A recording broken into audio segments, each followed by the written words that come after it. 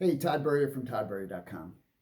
When I'm teaching leadership, either in a retreat or in a university style training for a company, I love to ask the question, are there born leaders? Because it just brings up such great dialogue and you get such interesting input.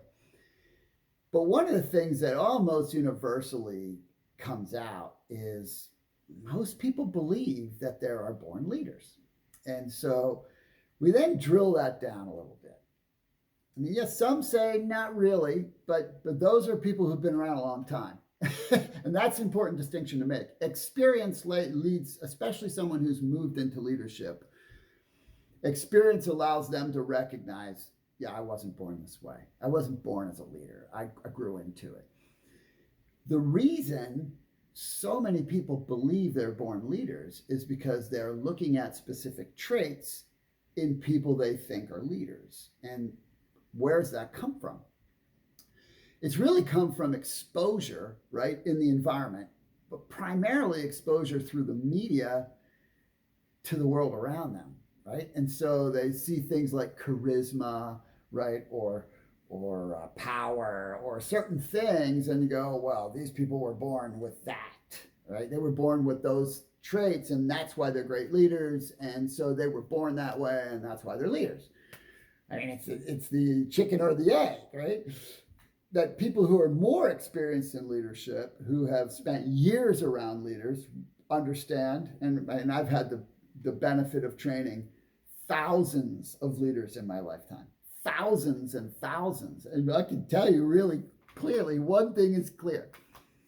They're all different, right? They're all different. They all different shapes and sizes. You know, if you look at leadership in corporations, for example, if you took all the leaders in all the corporations and you gave them all personality tests, you would find every single kind of personality type there is, right? In a leadership position in major companies.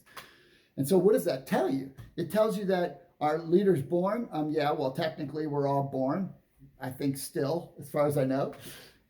Yeah, they're born, but they're not born as leaders. Maybe they're demonstrating some character traits as young people that someone say, oh, that's a leader. Well, you know, it depends. Depends on how they're nurtured, right? Depends on how they develop, right? It's so many different factors. You know, so leadership is, on one hand, it's not DNA. On the other hand, it is DNA, right? I mean, but only because we all have our own traits that are how we are supposed to lead. So where it becomes an issue is if everyone thinks you have to lead with a specific set of character traits, which is not true. Matter of fact, I've done character trait assessments with groups where we've had as many as 80 different character traits expressed by the group of being the traits desirable in a leader. And do you think anybody in the group had all 80? Most everybody in the group didn't have 8, right? I mean, because you don't need it. You only need who you are. See, every one of us is born with exactly what we need. It's about developing self. It's about developing the gifts and talents that we have and the character traits that we have and making them stronger and stronger and stronger. That's how we're supposed to lead, right? That's the beauty of it. Leaders are grown and developed. And that's good news. Now, they have to have the heart to lead because leadership is a choice, right? It's a responsibility. It's a decision, right? It's an interesting decision because you can choose to be a leader and nobody's following you, which doesn't make you a leader, right? You're only a leader if people choose to follow you. You're not a leader by position. And you can be the executive director of a company, but if everybody hates you and they're only doing the work because they have to and you're the only employer in town, you're not leading. You're just in a leadership position. But if everybody loves you and wants to work for you and loves being there, now you're leading. Then they're choosing you, right? So you choose and they choose. It's a responsibility, but you have to choose first.